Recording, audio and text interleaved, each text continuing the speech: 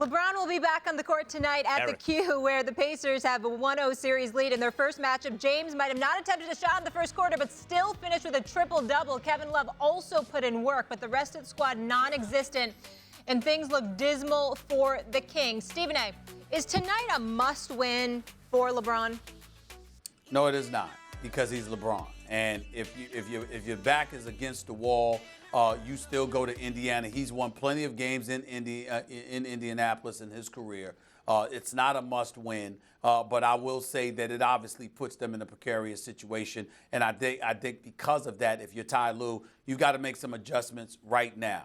I think you insert J.R. Smith into the lineup. I got faith in J.R. I know he's had an absolutely awful season. He got caught up in his feelings, a bit too emotional, and it derailed him. All of that is true. But it doesn't take away from the fact of his streakiness. It doesn't take away from the fact that he's not scared of the moment. The moment's not too big for him.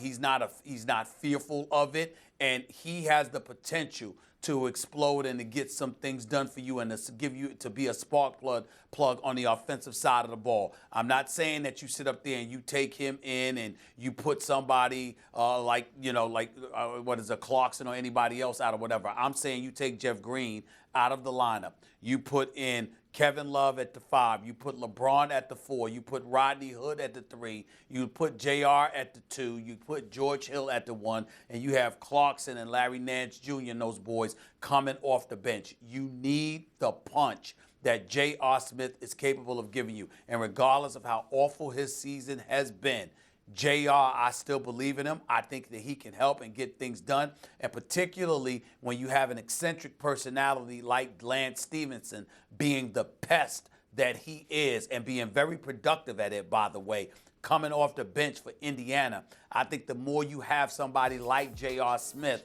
on the floor, I think the more it offsets that portion of it all. I think you put him in the lineup. That's the adjustment that Tyronn Lue has to make, and I think he will. This is a must-win for LeBron and the Cavs, believe it or not. Because if you go down 0-2 to the Pacers at home, what you're dealing with at the very least is very likely a 7-game series if you win at all. And if you go 7 with the Pacers extend you, Toronto's going to smoke them.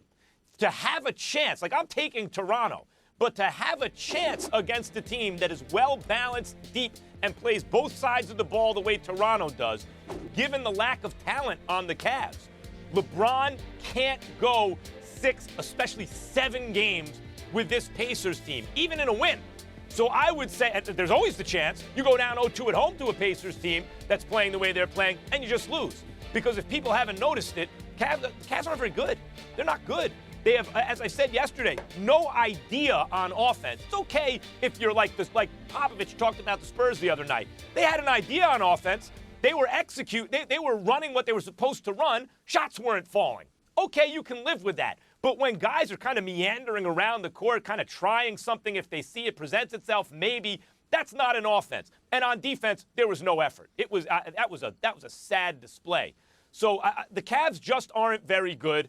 LeBron needs to go crazy and just do his thing so you don't get really extended against the Pacers if they want to have any chance in the second round against the Raptors. Otherwise, they're toast. Well, and I would say as a result of that, Stephen A., this is a must-win game.